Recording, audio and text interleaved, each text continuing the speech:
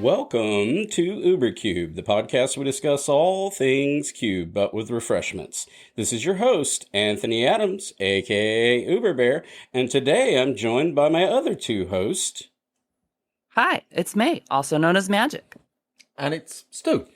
And we were supposed to have a fourth. He's not feeling well today, a little under the weather. There is definitely a bug running around everywhere right now. But this episode in particular, I want to give a shout out to our good friend Chris, aka Sandwich, who helped co-write what we're about to talk about today. And we will have him on a future episode, but I can't not give credit where credit was due. He worked really hard to help me pan this out, flush this out, and get it to where we needed it to be. Chris is our resident and infamous peasant and pauper cube curator, aficionado, expert. So, sucks that he can't be on the show. But I think this episode really does demonstrate another one of the friends of the show and just their understanding of cube. Like, this is going to be a good one.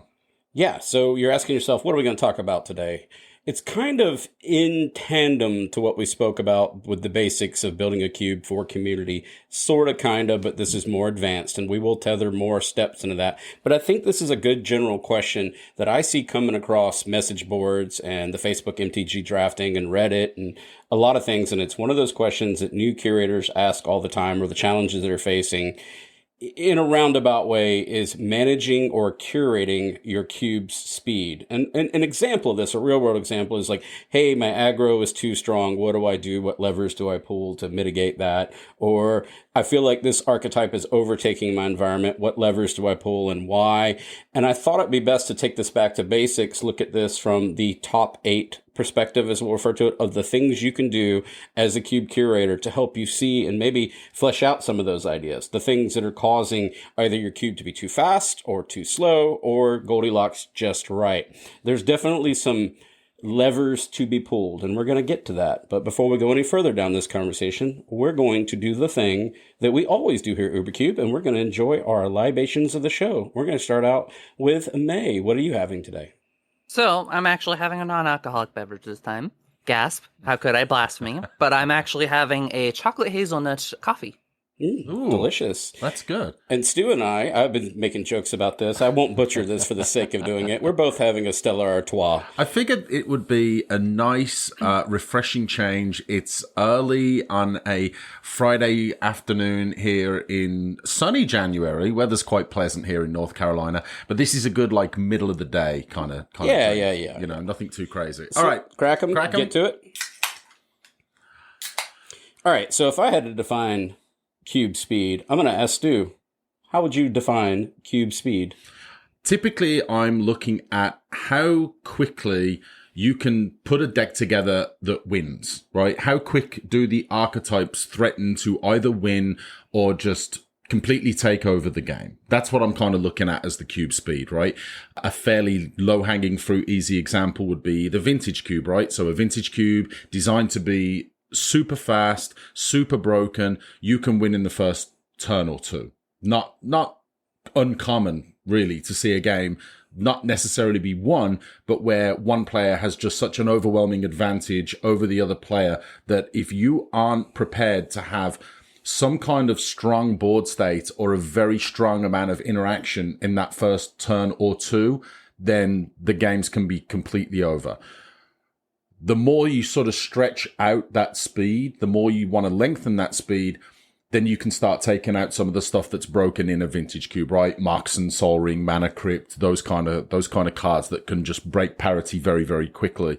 And maybe parity is another good word to describe, right? I think the more parity that you can present across the archetypes, and obviously with things like mana curve and requirements and your mana base, all those kind of things can factor in. Me personally, I like the super fast kind of cubes. I like the super fast, first turn or two speed of a vintage cube. But as we are here at UberCube, we want to be speed and archetype independent, right? We don't want to just be talking about a single pace of cube. So having this sort of broad spectrum, I think is important to discuss. Another thing that's important to note is, and it's directly related to how many turns does it take. You should look at the kind of combo packages that you're intentionally trying to add in and ask yourself, how soon can this combo deck start to do its thing? And how fast does the aggro deck need to be in order to, run it over. Yep. So one of the perspectives we're taking from this is we're going to remove the players because player skill, luck of the draw, etc., definitely adds to the variability of the perceived speed of the cube. But you, as the curator, the designer, chooses what type of game states you want to see. What do you want to be your fastest deck? What do you want to be your slowest deck, etc.? And how do you find a good even keel medium with that? So I thought it would be a good thing to talk about those levers, and we'll come into those soon. We'll talk about those very soon, but I think they're very relevant to the decisions that go into building a cube. I have a very base question for May because she's curated a lot of cubes. She's very good at it. And my question for you is, what factors do you believe correlate to the Fey cube's speed? So I'll take it from the top and say that one of the biggest, I'll say, hindrances for speed is just having access to tap lands rather than untapped lands. Because when you have multicolored decks, when you need that density and all these other colors, you're going to need the fixing in order to support it, and the slower your fixing is, the slower your deck's going to be. On paper, it reads that monocolored deck would be just more consistent, faster, etc., so people would be more inclined to draft white weenies. So then my follow-up from that is, having slow fixing is a way that I can slow down the metagame, but also not having relevant one-drops. There's a lot of one-drops in this cube, but none of them are going to be overtaking the game very quickly. You're not going to be seeing Goblin Guides in here, just as an example. Right. You've got a lot of levers you've pulled intentionally in the Fey cube. And if I had to define that cube and present it to a group that was going to draft it, that's going to approximately take 40 minutes to draft the cube, let's just say 15, 20 minutes to build their decks, and then they're going to play their games. Their expectation of time, right? Because time does matter and I think it's a good way to explain to the people who are coming over to Cube what should they expect as far as their time investment as individuals, right? And I would say that the Fey Cube is somewhere between the mid to late game type of plays. The atmosphere absolutely. You've pulled a lot of these levers that we're going to talk about, the mana types, the creature types, the volume of creatures, even the mana values, all these levers. And we're going to go over a lot of the top 8 in a few minutes that you can pull. She's pulled more than normal with the intentions to have her environment provide a slower, more build up. It's larger game states is what the intention is. Yeah, and I will say that's one of the things that I love about the Fey Cube and other cubes of yours. That setup phase that is not just, again, in a vintage cube environment where maybe you're looking for that first turn or 2 or 3 maybe, where you're looking to generate this hyper state of aggression or control or a huge mana base. I also do enjoy the fact that you've got, for example, the party mechanic. I think that's such a wonderful example of what represents the speed and the enjoyment of the setup in that cube, right? Because you're looking for, okay, where's my rogue? Where's my wizard? And it presents almost a little sub game that you can play with yourself and your deck building and your drafting that isn't just, okay, I want to hyper focus on that in the first turn. I'm looking to build something over the first few turns, and that kind of lines up with the speed of the rest of the cube, I would argue, is that kind of how you look at it, right? No, you got it on, hammer on the nail head. You got it. That's what I was going for. Because when the central identity of your cube is something like, hey, I want types and subtypes to matter, then it's easy to balance the rest of the cube around that of, I need people to take time in order to set up the party. Because once they set up the party to get going, that's when the real game starts to begin. And trying to manage who has what, etc. That is the speed that I was looking for. So how I'd support that is making sure that they have enough time to actually set that up. So we're going to kind of talk about how you choose as a curator these top 8. So we're going to talk about these components, these elements of speed, and there's a bunch of them. We'll go through the list. But I think it's a really good idea to give some people, if I wanted to do a barometer or a speedometer rather, and I wanted to demonstrate and place certain types of our environments on a speedometer where I would we'll use Chris's powered vintage cube 450 in its current state, our fastest cube in our environment. So that's going to be the maxed out pedal to the metal, you got your speedometer pushed all over to the right, full RPMs, right? Like the expectation when you sit down for that, you're going to draft it and you're okay with, I spent the 50 minutes to do all these things because it was about the draft, but then you're quite okay with the game probably wrapping itself in under 5 minutes. That is very much a possibility in that type of environment. If I wanted to do a different one, I would say my powered 540 would go even a notch below that because I've intentionally put in things like landfalls matters and stuff that I know as a curator are definitely kind of in tandem with what May said. I want people to get that big bombastic type of plays where they're doing like Git Rog and things like that. I realize that's not the fastest environments, but it also plays to a certain type of player that wants to do more of a build up, getting into more depth of their deck and doing a little bit more of it instead of the turn and burn. Yeah, no denying the power level of a card like Git Rog Monster, right? Can be super broken in the right environment with the right setup, with the right support. So, and I do like that cards like that exist where you've got those choices that even at the high power level where you want that speed pushed over, you've got something where, and that it's kind of infamous, right? The Git Rog combo deck. I don't think it's quite meta anymore, but it was a very, very complicated, complex, competitive EDH deck where you would basically win on your end step, just continually cycling through your deck at instant speed. And so something like that, I think, not super fast, but very, very much fun and powerful. Then you go over to the other side of the speedometer where you're in the standard 35, you get a ticket and you get into my Monopoly cube.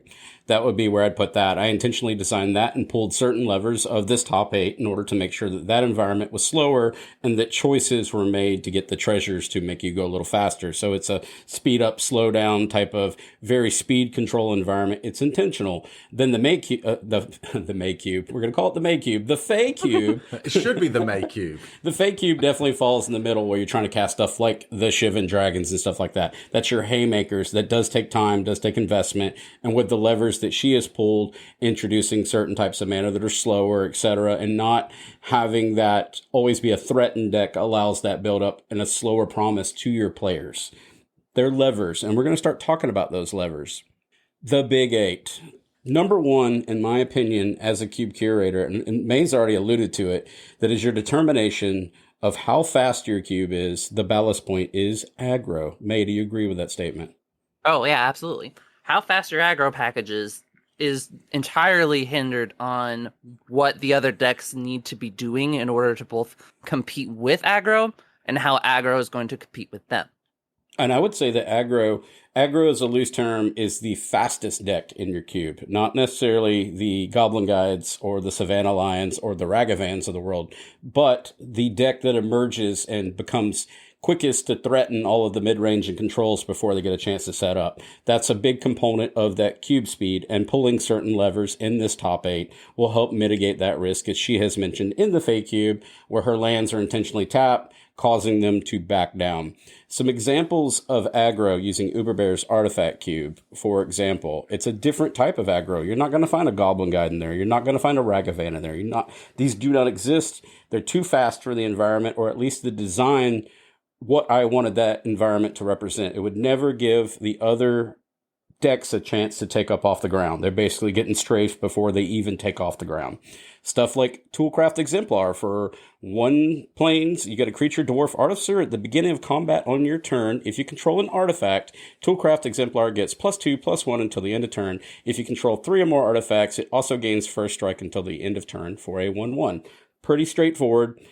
Different definition of aggro in most cube environments, but really sends a message whenever it's easy to play some kind of low-costing artifact or a servo or any of the above. It turns this into your aggressive package. Yeah, and I think the first one that we have here, Porcelain Legionnaire, 2 colorless and white Phyrexian for a 3/1 first strike. I mean, you can get that out turn 2, maybe even turn 1 in a broken environment with those busted artifact manas, but definitely just represents such a fast clock. And again, you mentioned for something like a control deck or a mid-range deck, that is something that if you get 2 or even 3 swings in with it, and now you've taken half the life of your opponent, that represents something that I think can put aggro in a pretty dangerous position. We've got one more on this list that I'll never take from May.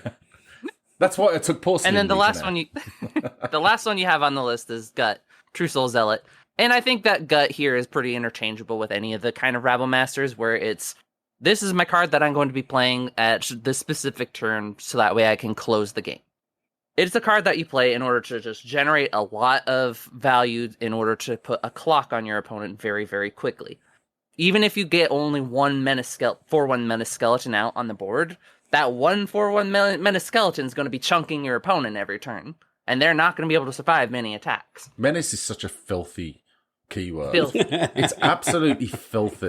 You've got to block with 2 creatures, and it's a 4/1. I got beat by good luck. I got beat by Gut by our good friend Chill the other day. On we played a little Moto game where we uploaded my artifact cube, and Gut totally crushed me. Nice. But the way this comes across the board a lot, like, hey, I've got a problem, my aggro package, etc.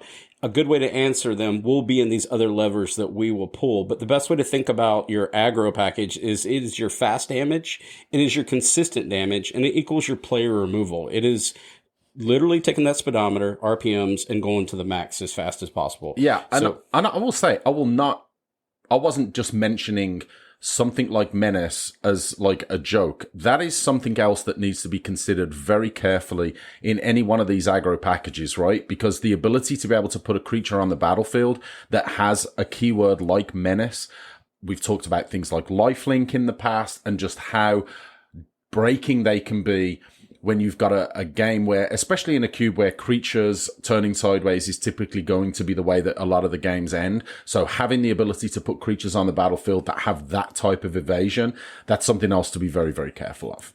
Okay, so aggro was our first lever. Let's pull our second lever and decide if we want to pull that one. May, would you mind taking on the second one, please, for the listeners? Of course. So the second most important lever is the mana curve. How efficient are your creatures? How efficient are your removal spells? How much mana does it cost for your deck to do the thing? So if you go into Cube Cobra and you look at analytics, you can go down and you can set all of your cards to be set in like a little chart, and then you can see the nice little beautiful curve. Point is that when it comes to your mana curve and how efficient that it is, when you have lots of 1 and 2 drops, you're going to expect people to be playing more cards, because when you're playing something on turn 1, then something on turn 2, then something on turn 3, something on turn 3 can just be like a 1 and a 2 drop if there's just a high enough density. An interesting fact, the first lever we pulled was the aggro. The second one is the actual mana curve. But the neat part about that correlation, I said it early on, the lowest part, the fastest, most consistent damage criteria within your cube environment by proxy does equal your aggro package. And so the lowest thing on your mana curve has a good opportunity to also be your aggro package. So that's a good one, I think, to think about. Ponder on that. I'd like the audience feedback. I think I got that statement right. Another one is, and Stu, this is the third lever. This is the volume of creatures. So obviously if you've got a lot of creatures and you can just dump a bunch of creatures out fairly quickly, and it's not just the volume of creatures, we'll go again and correlate this with your mana base, right? Do you have a lot of lands in the cube that enter tapped, right? And how are you incentivizing players to play lands untapped in order to get creatures onto the battlefield quickly? If you've got a very high density of creatures in your cube and it's incentivizing players to draft a high density of 1, 2, 3 mana creatures, that can be something that ends the game very quickly. It can also end up in stalemates. And I can certainly say that I've played not even just cube, but various formats where you end up with these stalemate situations. You've got 2 players across from each other, both of them with a bunch of creatures in play. Maybe you've got a bit of evasion knocking around, bit of flying, bit of menace, bit of haste or trample, or even vigilance. But this is why I mentioned previously about menace and how much those keywords and those evasive abilities on those creatures can be so significant in a cube where you've got this high density of creatures, and things like tokens and token generation.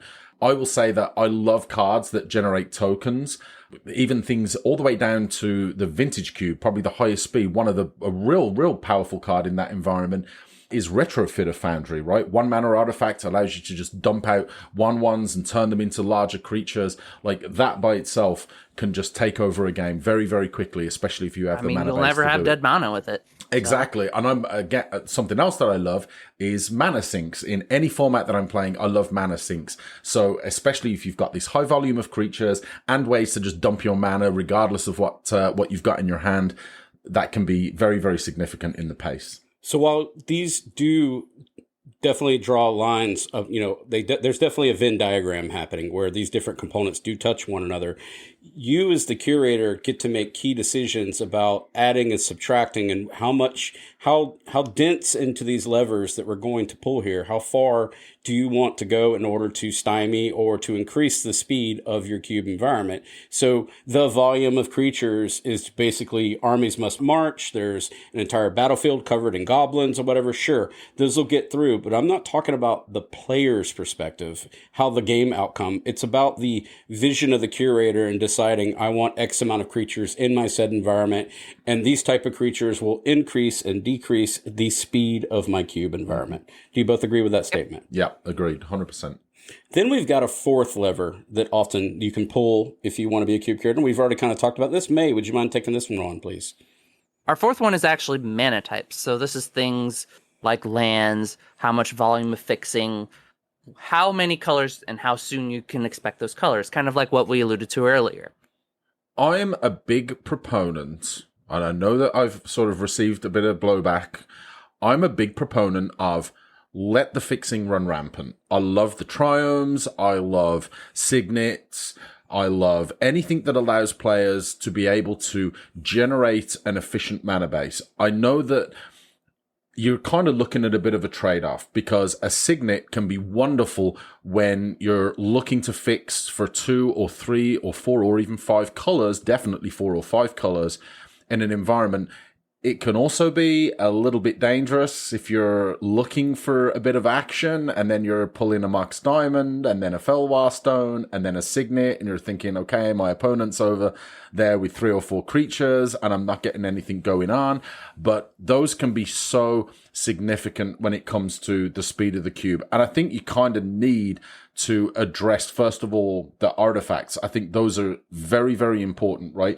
Are you putting in Mox Diamonds, Soul Rings, Mana Crypt in a vintage environment? Yes, you want that speed. In a lower power environment, do you want those cards? Probably not. Where do you sort of put the line? I'll put this to both of you, like in the Fey Cube and in some of your slower environments, where do you kind of put that baseline when it comes to those artifacts, and how fast do you want people to be able to get them out for either ramping or fixing? So there's 2 parts. If I want a fast cube environment, my 0 to 2 on my mana curve for my various mana rocks, like Stu talked about the Felwar Stones, etc., or Soul Rings or Moxen or whatever we're talking about here, that 0 to 2 is your fast mana. Whereas anything 3 and above is starting to go into the more setup, slower plays. And I know there's variants. And for the audience, I'm not talking about chaining them or stacking them, right? I'm not talking about Soul Ring into Signet here, right? I'm referring to as individuals when you're placing them within your cube environment. 0 to 2 is fast, 3 and above, decaying from there is slower. And by choosing those, you're choosing to slow down your environment. And you can balance that. You don't have to have strictly all 0s to 2s and then 3s plus, but you can then make a decision what kind of blend you want in order to manage or mitigate your speed. Another one that I thought was interesting, and I put it in here too, and I wanted to ask this of the audience for audience participation. It's going to be shocks and pain lands. They're fast and ready mana. We'll throw fetches in there too, but every one of them cost life. So while they're tempoing up your plays, and I know I'm going to the player side now, but you're also draining your life starting from that 20 HP going backwards. Greatness at any cost. Yes. They're quickening how you resolve spells and get battlefield set up, right? Yeah. But at the same time, they're taking you backwards on your life total, opening you up to that. So I think there's a balance to be struck there as well. as to how much pain you want your players to suffer in order to get that glory, right? Sometimes putting mana in there of other options that doesn't necessarily sap their life total or enters the battlefield tap or etc. is perfectly fine too. I think there's a balance to be struck there. In my environments, I don't choose to put a shock, a fetch, and a pain all together. I have not done that yet. I had at one point in my vintage cube, but it didn't pan out. There was too much damage being taken, and it was taken away from the life totals, so players wouldn't make decisions that I wanted them to make. So I got rid of the pain lands as a solution to that. What do you think about that, May? When it comes to the pain lands, shock lands, etc., you also have to ask yourself is how much are they actually going to be punished for losing that life? Because, again, the only life point that matters is the last one.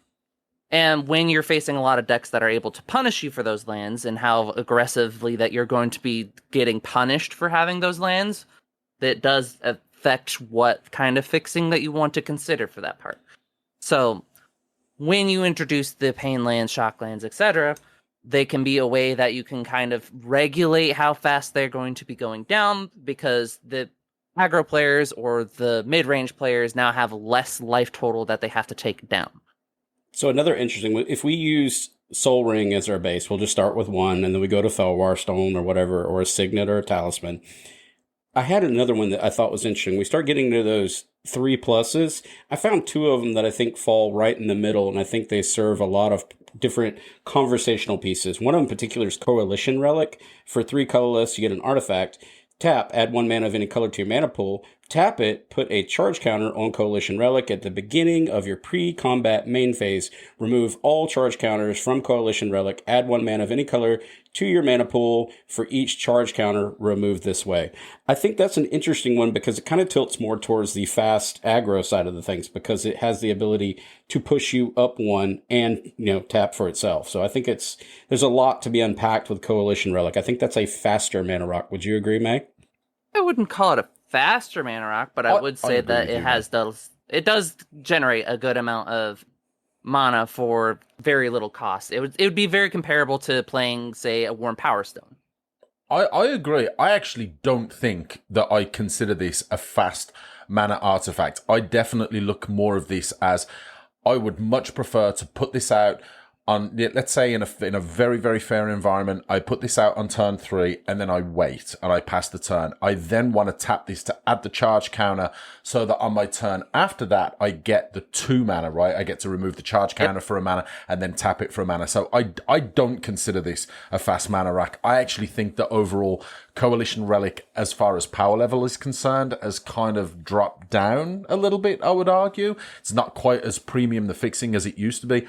Maybe in some of the very, very high power environments, you could attribute this to things like the availability of treasures for additional mana fixing. Mm-hmm. But I think this is definitely more of a very, very fair mana fixer rather than a mana accelerator. I agree. The next one actually creates another interesting question. This is another participation type of thing. Chromatic Lantern. For 3 colors, you get an artifact. Lands you control have tap, add 1 mana of any color, or you can tap it for 1 mana of any color. On its face value, it's 3 to tap for any mana. But interestingly enough, it's fixing your mana across the spectrum, giving you access to other colors, quickening your plays. I love so this where card. does this fall as far as speed? I thought these two were interesting because they're in different...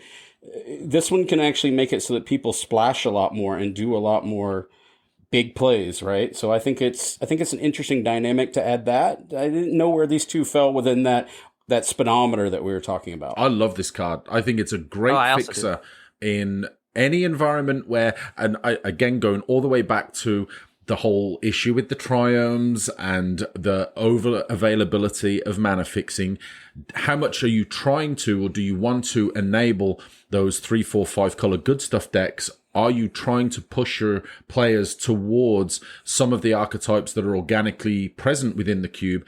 Chromatic Lantern, obviously, if you're trying to, I don't want to say break that, but you are looking to build a deck, or even support from a curation perspective, you want to be able to support those 3, 4, 5 color good stuff decks. This is a fantastic rock that does also tap for any color and enables your lands to tap for any color. So I love this card. I think it's obviously it's an EDH staple, but I think it has a real strong presence in cube, and I think it can be a really powerful effect. If I'm not mistaken, I run this in almost every cube I have. I don't blame you. I would do the same. I wanted to add one more because I feel like I'd be doing myself a disservice if I didn't talk about one of my favorite cards. It's not a rock, but it's Prophetic Prism. Yeah. The whole reason that I love it is that it's a completely fair card. It's a cantrip for 2, but it gives you that mana fixing once for everything. So if you're trying to fix your pips or you're trying to play that kind of mid-range, etc., there's also ways that you can play around it. But more importantly is that it's just a card that can go in any deck that gives you fixing without like accelerating your gameplay. So even though it comes down for 2, giving you that fixing earlier is really, really good. Yeah, Chromatic Star and cards of the ilk could be, kind of put in that same kind of category. They're definitely not necessarily mana acceleration unless you have some kind of, tap artifacts, Urza, which again is very, very high power. But I think that kind of fits in the same kind of thing where you've got that fixing ability without the hyper aggressive acceleration. So to kind of tie that one off, the choices that you make as a curator, land density, the types of lands enters the play, or whether or not it pains you. And then we went ahead and comboed into that fourth lever, the mana rocks as well, choosing the speed at which they can impact the game state for your players is definitely a lever that you can choose to pull to either add or subtract from to make the speed of the cube transition. Our next one we have, May, would you mind taking on this fifth lever that curators can pull in order to change the speed of their environments? So we foreshadowed this one earlier. It is wraths and the efficiency of removal. So a lot of this comes down to how soon are you going to be expecting the board to be wiped? How soon are you going to be expecting your things to be removed? And when removal is super efficient, then higher costed cards have a much higher risk. They have a much higher cost. So it tends to lean to more leaner environments because you'll just get punished for not playing lean, if that makes sense. Yep.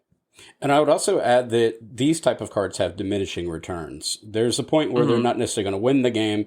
You may say, hey, as the player, I board wiped and that allowed me an opportunity to stabilize, or you just slowed down the pacing of the game entirely. So an important function for a curator to choose is the volume or the types of board wipes you have. Our good friend Justin Parnell mentioned at one point, he in particular does not care much for 4 CMC or 4 mana value board wipes because they're so efficient that they can do resets, and that he preferred that they went into the 5+ because of the impact they have on a game. And I don't necessarily disagree with that statement. So you as the curator needs to decide on what spectrum you want your wraths and your removal to be able to impact both the board as well as removing creature types, because ultimately removal and board wipes, they do not win the game. They just slow or reset the game. I think they're in a bit of a weird spot right now. The 4 mana, the 4 CMC board wipes. So your Damnations, your Supreme Verdicts, Wrath of Gods,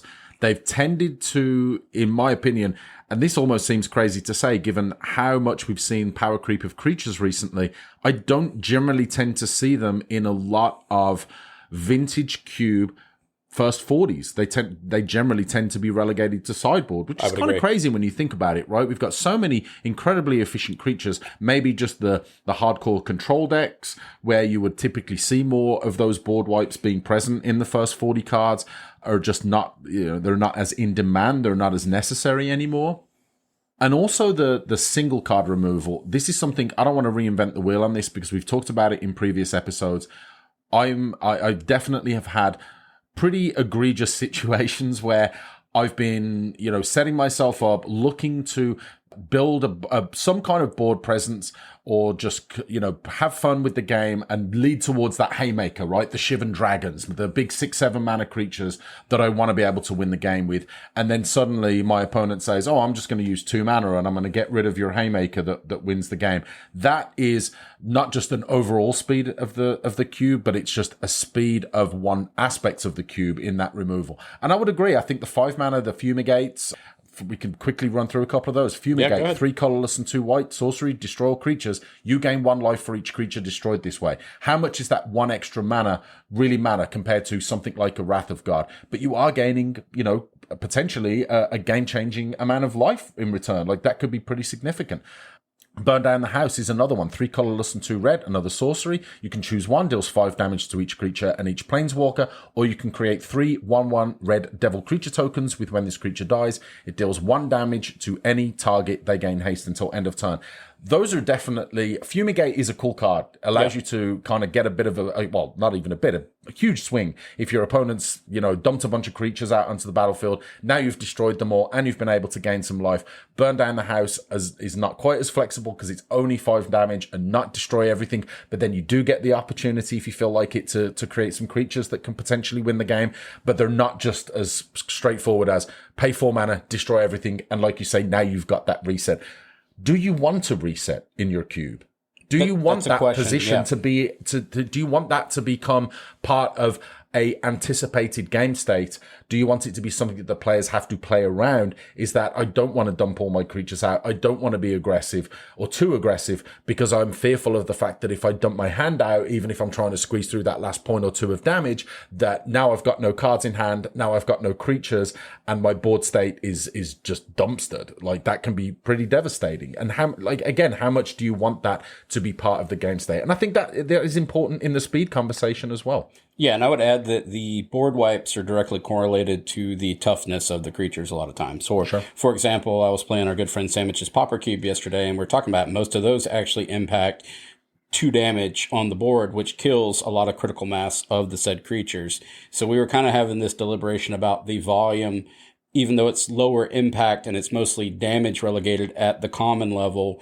It's still a consideration of how much saturation of wraths you want to have in that environment. So for my environments, I don't have anything that's relegated to the rarity restricted, but my thematic designs, mostly 360, I try to confine my wraths to 4 to 5 for reasons that Stu mentioned. They get relegated to a sideboard more times than not, just because people want to see what your opponent has before you invest in it. And or it just, someone drafts all of them and it gives this poor representation that Anthony has put 5 nonstop blowing up the board. I've had this come around the table before too, and they're like, oh my gosh, could you put any more rafts in this cube? And I'm like, no, you literally drafted all the rafts, right? So it's, the players are going to have a different perspective, but from a curator standpoint, I think it's smart to limit the amount of rafts and allow the creatures to thrive and the games to play, but that is a decision on cube speed, like you said, and May has said, that directly impacts that. Let's move over to our 6th lever that you can pull as a cube curator. May, would you mind taking this one on, please? So our 6th lever is life gain. Life gain. Life gain is pretty interesting to talk about because it gives people both the chance to stabilize, but it also lengthens the game state. There gets to a point where if your life gain packages are really strong, then they can just get to an impressive amount of life, so that way your opponent literally can't get past it.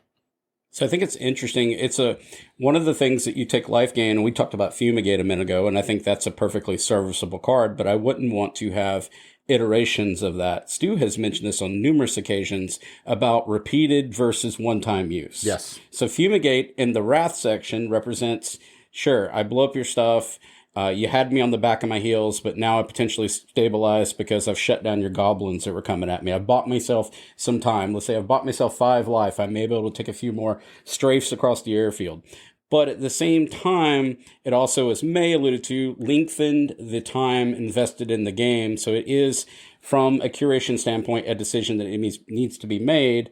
I would say that I would rather avoid repeated stuff like Shadow Spear, which I love this card, but I wouldn't want to have multiple copies of Shadow Spear, which we'll read in a minute, versus like a food that just gives a one-time stabilization opportunity. But you got to control that volume as well too, right? These are levers in the life game perspective to choose how fast you want your, not only your cube to go in speed, but your games to last. And how are you going to manage these stalemate situations? Again, going back to one of our previous points, I remember playing our good friend, David Wolsey.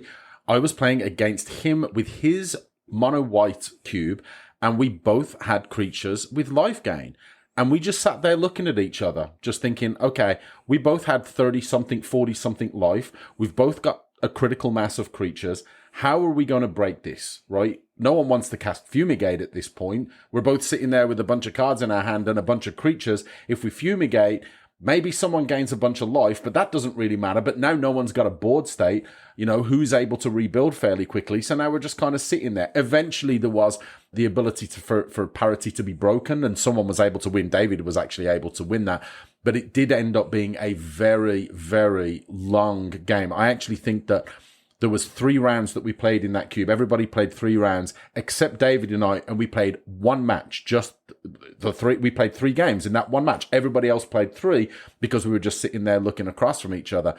I would personally say that in an environment like that, and again, going back to cubes where you're most likely to have games ended by creatures turning sideways, now you're, like you alluded to, Anthony, you're lengthening that game. You're potentially creating those stalemate game boards, and that can turn into pretty unfun experiences. Yep. May, do you have any thoughts on that? Nope. Okay. So let's move over to... No, I mean, if you want me to add something, it can be applied to, say, if you were to have gain lands added in rather than just any generic tap lands. So that way, hey, I now start off with slightly more life, so you can have more aggressive cards because everybody has tap lands. Everybody has I would agree with that. Life they gain from their lands. They definitely diminish aggro in your environments as well, too. By having gain lands, it takes that back. That's a consideration, too. That's a very good point. Here's an interesting sort of parallel to draw on that, right? Everybody's familiar with Monopoly. You are more than happy. Let's take the shark lands, right? I'm happy to shark in a shark land, pay that 2 life. I've now got access to those 2 colors, can really be helpful moving forward, right? That can be pretty beneficial. You do that when you're buying properties. In Monopoly, you're spending your money, you're spending your life, right? But how different would it be for one player if that one player, instead of starting off at $2,500, started off at $2,600 or $2,700? If you average that out over 1,000 games of Monopoly, how much of an advantage do you think those extra 2 or even 3 points of life would have over the course of those games? It probably wouldn't be insignificant, right? And that's where I think that those kind of considerations can come in. I would say is to tie that one off is that I would limit the amount of life gain if you choose to add it to your environments because of the reasons that we have stated. The 7th cog that can be pulled is the Planeswalker density. I have on numerous occasions, and it may be a negative connotation, it's just the way I view Planeswalkers in general. They serve for me as active fogs, as in they are taking the creature strategies if they are powerful enough and causing them to circumvent the player oftentimes to take out the Planeswalker because the Planeswalker represents some form of inevitability, right? So it must be answered. So I think adding too many Planeswalkers can detract from your overall game speed, slow it down, or speed it up, depending on the types of Planeswalkers. That does matter too. I won't say that it doesn't matter. We're going to give some prime examples, 2 in particular, where they'll either speed up or slow down the games for different reasons. Another one is I just mentioned it, it's kind of an additive distraction from life total. That's going to that I must attack with all of my resources this Planeswalker, in this case, to ferry the Time Raveler for 1 colorless, 1 blue, and 1 white. I get a legendary Planeswalker to ferry. Each opponent can cast spells only anytime they could cast a sorcery. My +1, until your next turn, you may cast sorcery spells as though they had flash. Or my -3, return up to 1 target artifact creature or enchantment to its owner's hand, draw a card for 4 loyalty. Pretty much a must answer. This is a must answer. I like this, but it's a very oppressive Planeswalker, and it does definitely inhibit game speeds. May, do you agree with that statement? Yeah. Yep. I think even if you would just look at it as, I pay 3 mana, I tick it up. Teferi now has 5 loyalty. You could argue that this is now 5 extra life that you've just gained. And I think we've even discussed that exact point at previous times in other episodes, right? You are now in a position where you have this permanent on the battlefield that must be answered. Teferi is a very, very strong planeswalker. The static ability is very strong. The ability to be able to bounce a creature is also very strong and draw a card. And I love that the fog terminology that you use there. I'll reference my good friend Oko, Thief of Crowns. Love me some Oko. I play this in a commander deck, and it inevitably turns into, I play Oko, the entire board immediately. It's just nothing else matters except getting Oko off the table. If they've got 5,000 creatures on the battlefield and I've got 1 life, they'll probably still send all 5,000 creatures at Oko just to make sure that that guy is gone from the battlefield, right? So I don't know how much life you want to equate that to. But yeah, I agree. It's an incredible distraction from life total. And we've talked about this in previous episodes. Planeswalkers are, in my opinion, maybe the most dangerous permanent type to just include in a cube, because they just have that ability to be not just so powerful as a permanent, but also just a powerful mind control effect.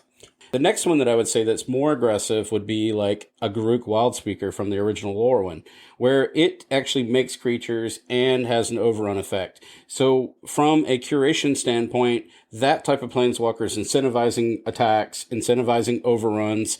It's moving the trajectory or the game speed forward, whereas a card like Teferi that we read before definitely is there for the control-y aspect and inhibiting the gameplay. Those are 2 different cube speeds embedded in those 2 different cards, in my opinion. 2 different psychologies. And May, we've talked about this with your Fey Cube. You have no planeswalkers in your Fey Cube, right? You could maybe attribute some reasoning to not just yourself, but other curators not wanting to put planeswalkers in, either because they do present a distraction or from a cost perspective, right? Some of these planeswalkers, especially the powerful ones, the fun ones, can be pretty pricey. Tell us a bit about the planeswalker. Like, let's say, for example, I said to you, I'm going to give you $1 billion. You're going to have to put planeswalkers in your cubes, right? You can't say no to me. How are you looking at that from a speed perspective, right? Are you looking at, I want to bolster certain aspects of the cube, I may be looking to slow down certain aspects of the cube? Like, could you even come up like formulaically with some kind of way that you would want to use a permanent like that in order to either speed up or slow down the cube? Or would you even just say that adding them just organically either speeds up or slows down the cube? So I think that when it comes to adding planeswalkers and how it affects your speed, it can be boiled down to these are permanents that act very proactively in order to either generate value or prevent your opponent from generating value or insert any number of advantages here. And basically being a separate thing that can eat sometimes more than your extra life, because nobody's going to be able to just exactly hit your planeswalker to kill it every time. It's just not going to happen every time. There's either going to be too much or too little. They're going to have to split it up.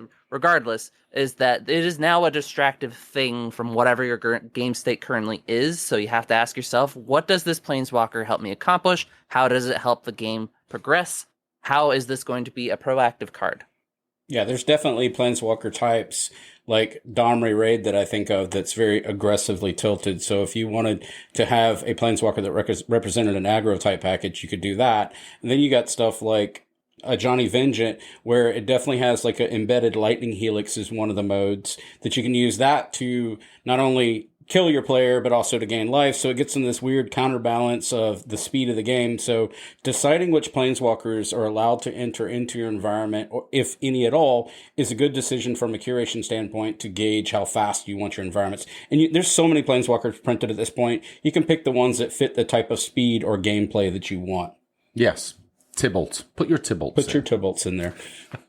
The next lever, and so I've been clumping these guys together just to make this more easy to interpret, but I'd say the next lever is, we talked about, the first one was definitely your aggressive packages, your aggro packages, right? Your Boros or Gruul or whatever you're doing, the lowest stuff on the mana curve.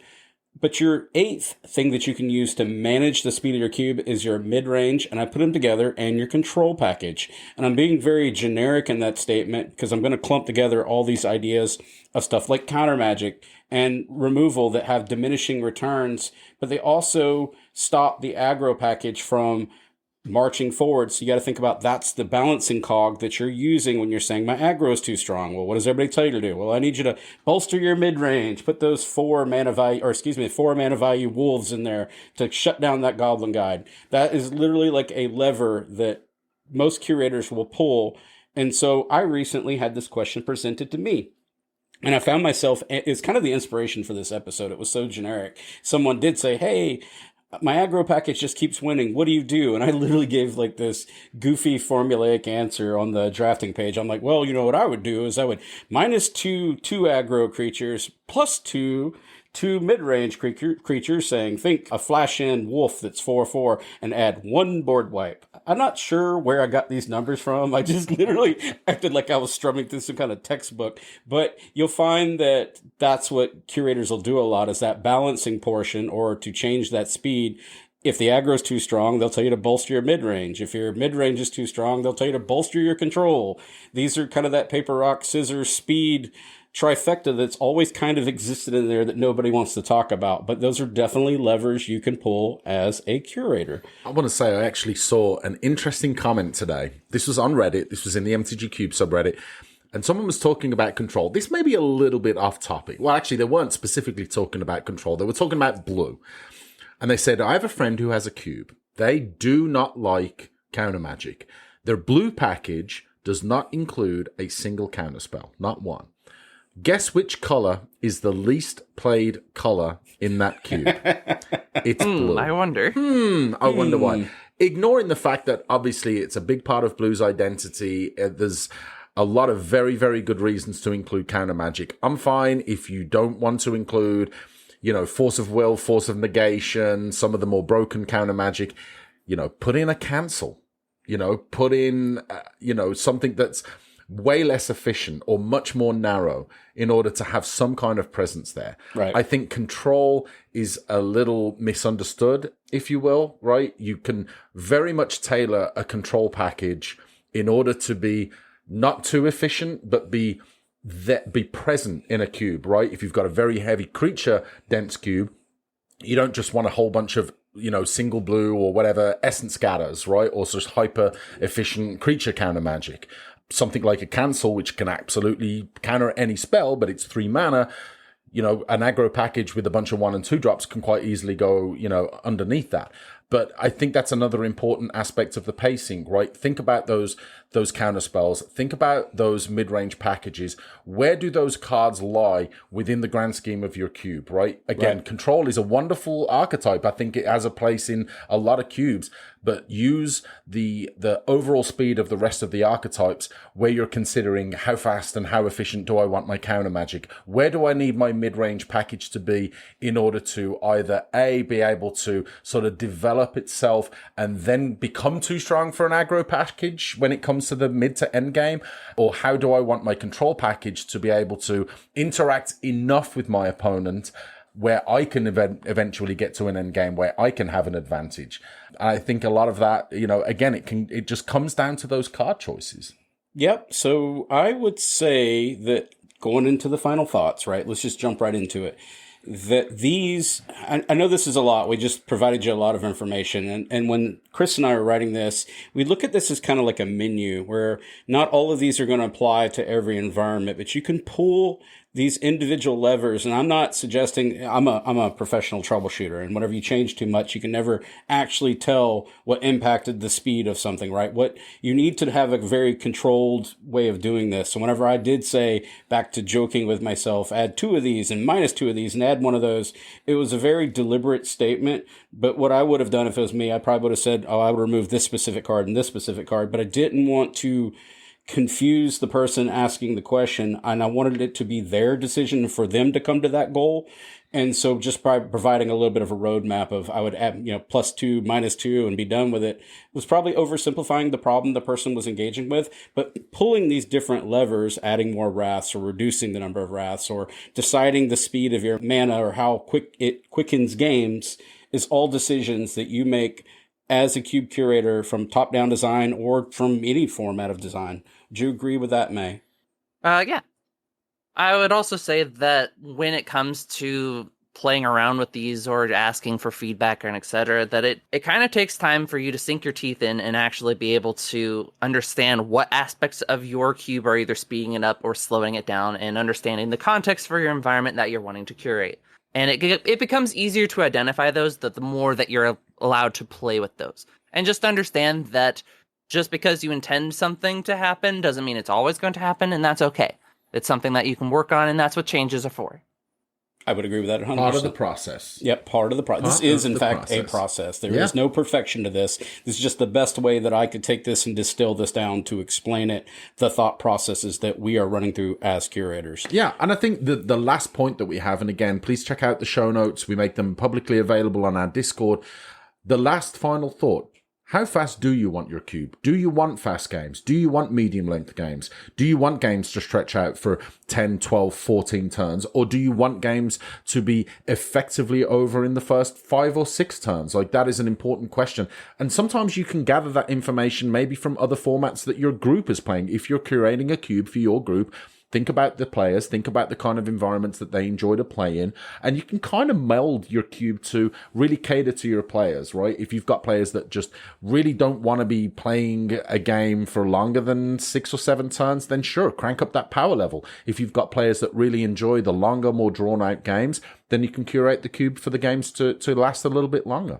Well, I hope this was helpful and that this is engaging for all levels. And I would love to get the feedback, again, like we asked for our last one, from those advanced curators to see if we got this right. Because we're taking a lot of abstract ideas and trying to make it so that new curators and people that are asking these questions have something they can reference and what levers you can pull as a curator.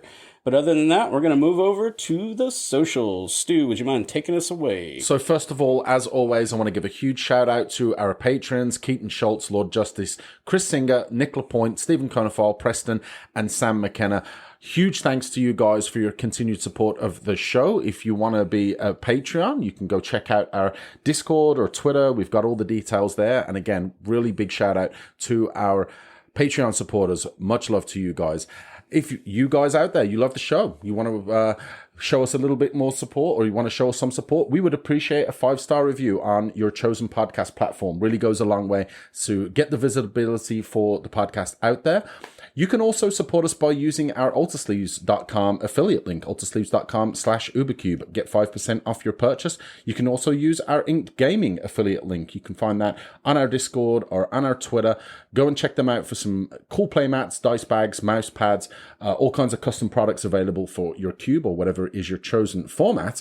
Again, the Twitters. We love all the community interaction we've been getting over the last year and a half, not just on the Twitters, but on the Discords. But reach out to us on Twitter. We are at UberCubeMTGPod. Or if you've got a longer question, either about Cube in general or one of our episodes, you can find us. We are UberCubeMTGPodcast@gmail.com. And again, come hang out with us on the Discord. A lot of wonderful conversation. Lot of growth over the last few weeks that I've seen. We got a ton of new people that have joined recently. So if you're looking for help with your cube, or you just want to come and hang out and chat about cube or magic or anything else, come hang out. We'd love to have you. Anthony, Patreon. I'm going to hand it over to you again. Tell us a bit about the Patreon.